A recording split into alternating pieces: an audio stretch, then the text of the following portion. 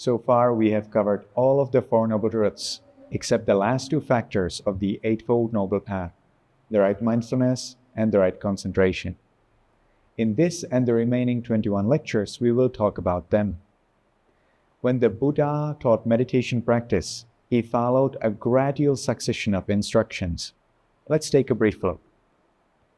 From the Majjhima Nikaya's Ganaka Moggallana Sutta, we learn about the gradual training which the Buddha would apply when someone approached him and ordained as a monk. First, the Buddha led the new monk to regulate his speech and activities so as to support the harmony in the monastic community and for his mind to calmly observe the present moment. We spoke briefly about morality in the second lecture. Ethical behavior with regard to thought, speech, and action is the major requirement for a peaceful life. Human beings find themselves in particular contextual situations, and various sets of precepts were suggested by the Buddha to fit the unique possibilities and aspirations of the particular meditators.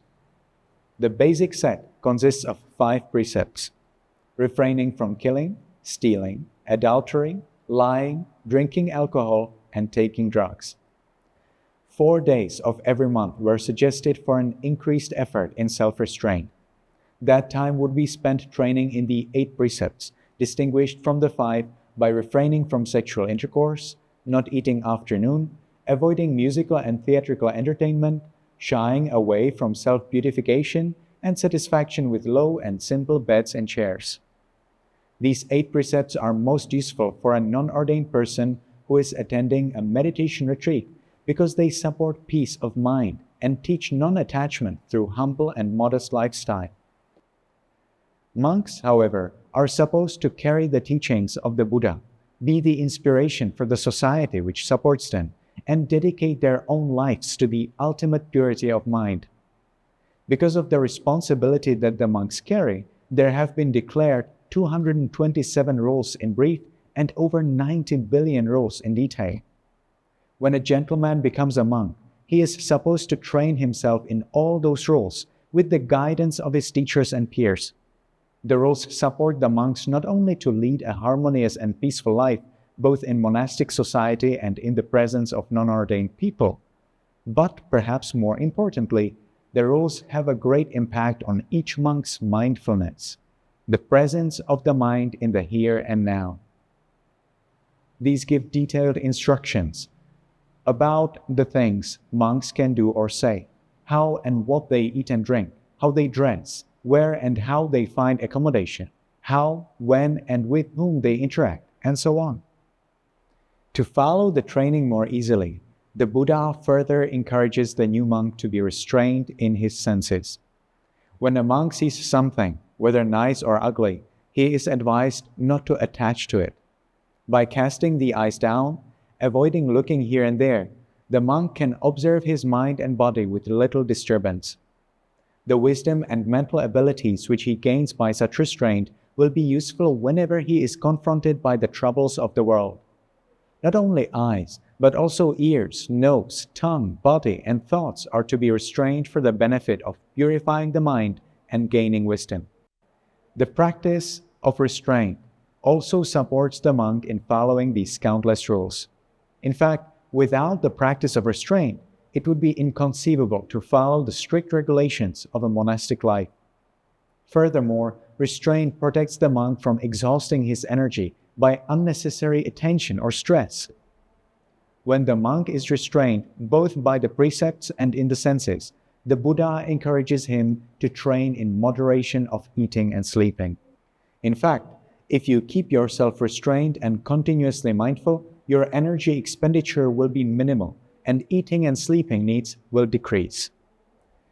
There is no intention to force the meditators against their natural needs. What is much safer and commendable is creating the natural conditions where the body itself requires only a minimum, through appropriate restraint and continuous mindfulness. Although the Buddha is reported only as teaching this training to monks, it has been traditionally accepted that meditators on meditation retreats can also make use of those suggestions. Non-ordained people, of course, cannot follow many of the monastic rules, such as those related to the kind of robes they wear or how they deal with issues in the monastic community. However, non-ordained people can follow the 8 precepts and restrain their senses. Although the 8 precepts are not as efficiently supporting continuous mindfulness as the monastic 90 billion, it is still possible for a conscientious person to develop presence of the mind and reach the level where his or her need for food and sleep considerably decreases. The decrease in food and sleep supports the meditator in decreasing their subtle greed and aversion, and with the extended free time, also increases the opportunity for continuity in meditation practice. After instructing the training in the code of discipline, restraint in the senses, and a decrease in food and sleeping, the Buddha begins to instruct mindfulness in the body. The Buddha first instructs mindfulness in the bodily postures and daily activities. Then, the Buddha would explain methods of concentrating mind on a single meditation object, later finishing with instruction on how to be mindful of the mind itself. This, of course, would be the process in brief. Advancement on the way toward purity of mind is much more complicated.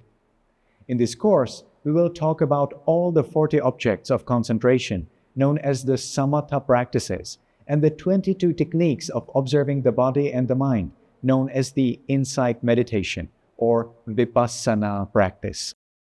I have prioritized the contiguity of the course and progressive scale in learning the different methods over the order of the practices in which they are listed in the Buddhist scriptures. Although mindfulness in the 4 postures is not the first of the vipassana practices in the famous Satipatthana Sutta, the Buddha in the Ganaka Moggallana Sutta speaks of this practice first of all when it comes to instructing his disciple on how to meditate.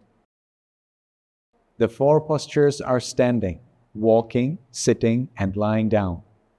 Although there are many other postures you may assume in different circumstances, these 4 have been suggested for meditation. Any other postures should be understood as temporary and therefore not suitable for longer periods of meditation. The practice of observing the 4 postures leads to the understanding of impermanence in the body. The characteristics of the 4 postures are understood in the framework of one's own body. Observing the mind during the 4 postures is an entirely different practice, which we will talk about in lectures 19 and 20. When the Buddha spoke about mindfulness of the postures, he concluded that while doing that practice, the meditator observes the body in the body. In fact, the understanding of bodily characteristics is essential for understanding the nature of our mind, because the body is the mind's physical correlate, and attachment to it is the cause of a lot of mental suffering. The Buddha also mentions that we are mindful not only of our own body, but also consider the fact that outside, in other people's bodies, the nature is the same. In each of the postures, the meditator observes how that posture affects the bodily characteristics. Extended periods of standing, walking, sitting, or lying commonly cause skin or even muscle deformities. You can be aware of this fact and change posture to avoid such problems. As you do that, you realize the need to change bodily postures and thus the lack of contentment in them. The body is not safe in any posture. Whatever posture the body assumes, maintaining it over longer periods of time is eventually no longer conducive to well-being.